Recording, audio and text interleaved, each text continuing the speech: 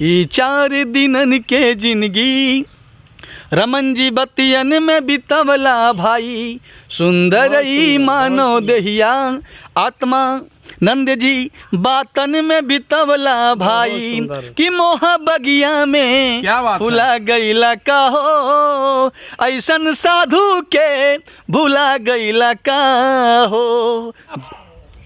सिर्फ मंच पर उपदेश देना बड़ा ही सरल है। इन कथावाचकों से जिन्होंने व्यापारीकरण कर दिया, जी बिल्कुल, कथा को व्यवसाय बना लिया, ऐसे कथावाचकों से सदैव सावधान रहें।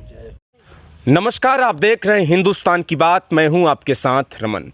लगातार मैं पॉलिटिकल, क्राइम, तमाम बड़ी खबरों को लगातार दिखाता हूं और अपने तरफ से दिखाने की पूरी कोशिश भी करता हूं, लेकिन आज उससे हटकर मैं कुछ अलग आध्यात्मिक बातचीतों पर आऊंगा, क्योंकि लगातार हम लोग हर खबर दिखाते हैं। उस खबर को छोड़कर आज हमारे साथ 2 महात्मा मौजूद हैं। एक हमारे साथ सन्यासी मौजूद हैं, जो कि जनपद जौनपुर के मीरगंज करियाओं के समीप में एक राम जानकी मठ है, वहाँ के मठाधीश्वर भी हैं। काशी से हमारे साथ अच्छे कथावाचक और संगीतमयी लगातार इनकी कथाएं भी क्षेत्र में चलती हैं। दोनों लोगों का पहले स्वागत करता हूं, इसके बाद सवाल और जवाब जारी रहेगा। सबसे पहले तो महाराज जी आपका स्वागत है। धन्यवाद। आपका भी सर स्वागत है। राधे कृष्णा। तो हमारे साथ महात्मा जी जुड़े हैं। सबसे पहले इनका परिचय लूँगा, कैसे इन्होंने इस भेष में अपना इस भेष को धारण किया और क्या इनकी कैसे जर्नी रही, सभी बातचीत किया जाएगा। महाराज जी, कैसे आप इस परिवर्तन में आए? विषय बहुत सुंदर है जी। श्री राम जन्मभूमि आंदोलन चल रहा था 1990 में जी। तब हम प्रयाग महानगर में लोककुमार नगर में रहा करते थे। संग दृष्टि से लोककुमार नगर को खुलदाबाद मोहल्ला है, निहालपुर, खुलदाबाद, भावापुर, आदर्श नगर जी, हम उस नगर में रहते थे। राष्ट्रीय स्वयंसेवक संघ की शाखा का कार्य करते थे और उसी समय राम जन्मभूमि आंदोलन अपनी चरम सीमा पर था। राम रथ, राम रंग, शिला पूजन इत्यादि कार्यक्रम होते रहे जी। तत्कालीन राष्ट्रीय स्वयंसेवक संघ के महानगर प्रचारक डॉक्टर राजाराम यादव जी, जो आगे चलकर पूर्वांचल विश्वविद्यालय के कुलपति भी हुए जी, वो महानगर प्रचारक थे। डॉक्टर अमर सिंह जी प्रयाग भाग के विभाग प्रचारक थे। उसी समय राम जन्मभूमि आंदोलन में मुझे गिरफ्तार कर लिया गया और मैं फतेहपुर जेल में बंद रहा जी। 1 मास तक फतेहपुर जेल में बंद रहने के बाद मेरे साथ पंडित केशरीनाथ त्रिपाठी, पूर्व विधानसभा अध्यक्ष उत्तर प्रदेश सरकार, अनेक गणमान्य लोग रहे। फिर इसके बाद उसी आंदोलन के तहत 1990 में अयोध्या जाने का सौभाग्य प्राप्त हुआ, लेकिन उसी समय तत्कालीन मुख्यमंत्री मुलायम सिंह यादव जी ने निर्देशित करके हम लोगों को गिरफ्तार कर लिया। हम पुनः जेल में रहे। इसके बाद 6 दिसंबर 1992 को भारत का कलंकित ढांचा ध्वस्त हो गया और उस ढांचे के ध्वस्त होने के बाद मैं श्रीधाम अयोध्या में राम जानकी महल में व्यवस्थापक के रूप में अस्थायी रहा। वहीं पर जगतगुरु शंकराचार्य मेरे गुरुदेव श्रीमद् ज्योतिष पीठाधीश्वर जगतगुरु शंकराचार्य स्वामी वासुदेवानंद सरस्वती जी महाराज वहाँ पधारे। ढांचा ध्वस्त होने के बाद रात को 9:30 बजे परम श्रद्धेय माननीय अशोक सिंघल जी मेरे पास आते हैं, कहते हैं कि आप लोग यह स्थान छोड़ दीजिए। लेकिन उस समय कोई साधन नहीं था। मैंने महाराज जी के पास खड़ा तो महाराज जी ने कहा, कहाँ के रहने वाले हो? मैंने कहा प्रयाग का हूँ। कहा मेरी गाड़ी में बैठो। मैं उसी समय उनकी बस में रथ में विराजमान हुआ, बैठा और मेरे साथ विमल जी, जिस समय विश्व हिंदू परिषद के प्रांत के कुछ बड़े पद पर हैं, मालूम नहीं मुझे, विमल श्रीवास्तव जी थे। दोनों लोग हम लोग प्रयाग उतरे। प्रयाग उतरने के बाद हम प्रयाग में रुके। बड़ा बवाल हुआ, बड़ी दिक्कत हुई, बड़ी घटनाएं दुर्घटना होती रहीं। फिर उसी समय कुछ दिन बाद जब बाबरी ढांचा ध्वस्त हो गया, भारत का कलंक, उसी समय महाराज जी की शरण में जा कर के मैंने उनके चरणों में रहने की प्रार्थना किया कि गुरुदेव मुझे अपने चरणों में रख लीजिए। और इसके बाद मैं वहाँ अलोपी बाग श्री शंकराचार्य आश्रम में रहने लगा। तो जैसा कि आप लोग महाराज जी के जीवन गाथा को सुन रहे हैं, कितना इनको संघर्ष करना पड़ा और इस संघर्ष को इन्होंने सफल भी देखा जा रहा है। आज जिस मठ पे हैं वो इधर उधर का कहीं मठ नहीं है, एक अपने आप में अच्छा मठ है। लेकिन महाराज जी इस मठ पे आना कैसे हुआ आपका? इस मठ के दानदाता कुंवर शिवबाबू सिंह जी थे। उन्हीं के प्रपौत्र जयप्रकाश जी, जो इस समय गाजियाबाद नगर निगम में वरिष्ठ अधिकारी हैं जी, यहाँ पर 3 महात्माओं की हत्या हो चुकी है जी। अभी कुछ दिन पहले मेरे ऊपर भी एक व्यक्ति ने हमला कर दिया था, जिसकी सूचना माननीय मुख्यमंत्री जी से लेकर के थाना मीरगंज तक को है। और हमारे अधिवक्ता कमल देव राय जी ने जौनपुर एसपी को भी रजिस्टर्ड डाक भेजा है। अभी तक उस पर कोई कार्रवाई नहीं हुई है। यहाँ पर मेरी भी किसी भी समय हत्या हो सकती है, यानी प्रोसेस में लगा हुआ है। हाँ, यहाँ 3 महात्माओं की हत्या हो चुकी है, जो अपराधी अभी तक पकड़े नहीं गए हैं।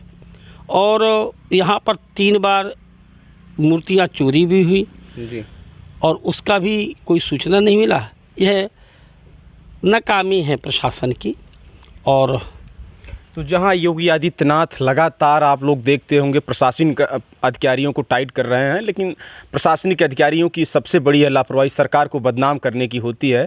और वही जैसा कि अभी महात्मा जी ने बताया कि हमारे ऊपर भी एक बार वार किया गया, यहाँ 3 महात्माओं की हत्या हो गई। तो बड़ा सवाल इस बात का है। इससे प्रशासनिक अधिकारी इस मठ पर कहीं न कहीं जैसे 2 पुलिस शाम को तो 2 पुलिस दिन में इस ड्यूटी लगाना चाहिए। महाराज जी क्या कहना चाहते हैं? ये प्रशासन का काम है। जी, दुर्घटनाएं कह करके नहीं आती हैं। जी, यहाँ पर एक महात्मा थे चंद्रगिरी जी महाराज, जी, उनको बांध करके हत्या कर दी, आज तक कुछ भी नहीं हुआ, ना उसके अपराधी आज तक पकड़े गए हैं। ये प्रशासन की सबसे बड़ी नाकामी है, क्योंकि महात्माओं को कोई आगे पीछे होता नहीं है। जी। कुछ दिन तो हल्ला मचाएंगे, इसके बाद शांत हो जाएंगे। प्रशासन को भी मालूम है कुछ होने वाला है नहीं इसके बाद, तो प्रशासन भी चुप हो जाता है। लेकिन माननीय जी, जिसने आपने कहा कि हमारी भी कभी भी हत्या हो सकती है, जिससे आपने शिकायत किया, तो अभी तक एसपी कार्यालय से कुछ आपको नोटिफिकेशन वगैरह? अभी तक मुझे कोई सूचना नहीं है। मैं याचक नहीं हूँ। याचना यहाँ के थाना अध्यक्ष द्वारा आपको क्या सूचना दी गई? थाना अध्यक्ष महोदय को एप्लीकेशन दिया था। अब पता नहीं प्रशासन ने क्या किया, इसके बारे में मुझे कोई जानकारी नहीं है। जौनपुर के वरिष्ठ पुलिस अधीक्षक जो हों उनको भी सूचना है। यहाँ के जौनपुर प्रशासन के गुप्तचर विभाग को भी सूचना है। ये काम प्रशासन का है। सुरक्षा देते हैं नहीं देते, मैं कोई याचक नहीं हूँ। मुझे सुरक्षा की आवश्यकता है, अगर वो चाहते हैं तो दे, अगर नहीं चाहते तो ना दे, कोई आवश्यकता नहीं है। तो जैसा कि सभी प्रशासनिक अधिकारियों से मेरा दरख्वास्त है कि ऐसे महात्माओं को लगातार वो लोग सुरक्षित रखें, और अगर इनको किसी की प्रशासनिक लोगों की ज़रूरत हो तो प्रशासनिक व्यवस्थाएं अवेलेबल भी कराइए। हमारे साथ काशी से पधारे, और लगातार इनकी कथाएं मैं सोशल मीडिया पर देखता हूं, और धूमधाम से भी चलती हैं कथाएं तमाम प्रकार के कथावाचक हैं, लेकिन इनकी कथाएँ मैं कुछ अलग अंदाज में देखता हूँ, संगीतमयी कथाएँ। दिनेश तिवारी दास, बहुत स्वागत मेरे साथ। आपका स्वागत है रमन जी। भारत आज आपका आगमन जनपद जौनपुर में हुआ है। हमारा भी सौभाग्य है, क्योंकि लगातार इनकी कथाएं कहीं नोएडा तो कहीं नेपाल में लगातार चलते हैं। हमारा इनका फ्रेंडशिप सोशल मीडिया पर है, और धीरे धीरे बातचीत भी हुआ, तो हमने चाहा इनका इंटरव्यू करने के लिए, तो और आज मुलाकात भी है। सर बताएं। रमन जी, सबसे बड़ी बात, हम तो प्रणाम करेंगे सन्यासी बाबा जी को, आत्मानंद जी महाराज जी को।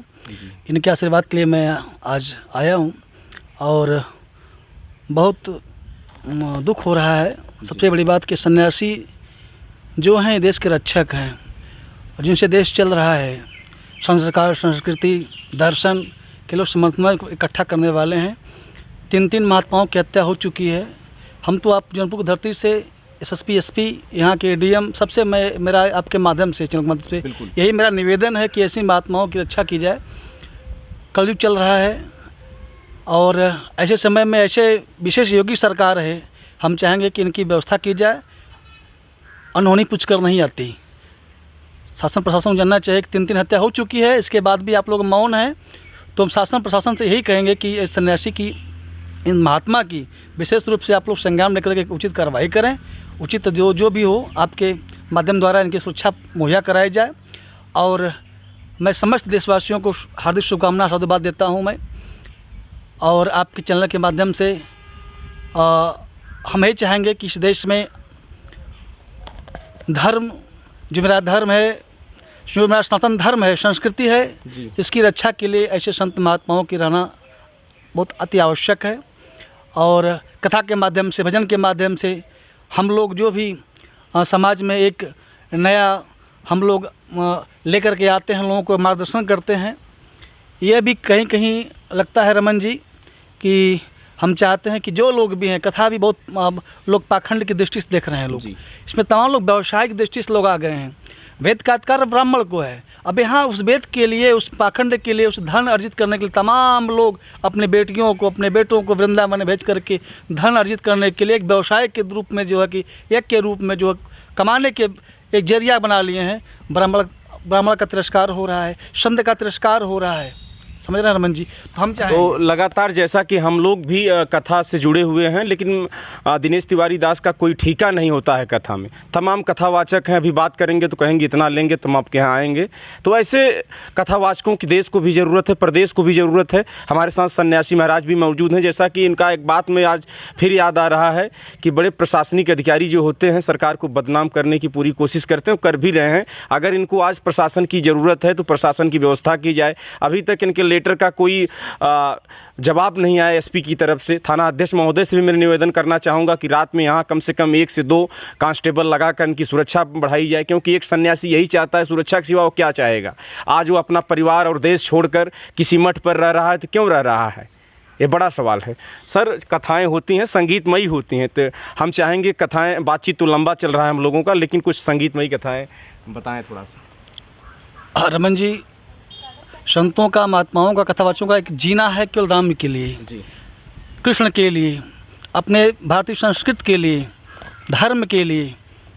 तो हम यही कहेंगे कि जीना भी है क्या जीना राम के बिना। क्या बात है। जीना भी है क्या जीना हो राम के बिना, जीना भी है क्या जीना हो सन्यासी बाबा राम के बिना।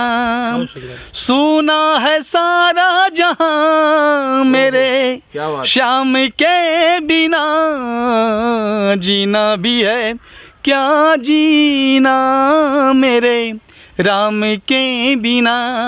संत का रहना, संत को सुरक्षित रखना, ये हमारे प्रत्येक मानव की जिम्मेदारी बनती है। संत सुरक्षित रहेंगे तो मेरा धर्म सुरक्षित रहेगा। कि भाव का भूखा है, संत भाव के भूखे होते हैं। ये याचक नहीं है, महाराज जी ने कहा याचक मैं याचना नहीं करता हूँ, ये भाव के भूखे होते हैं।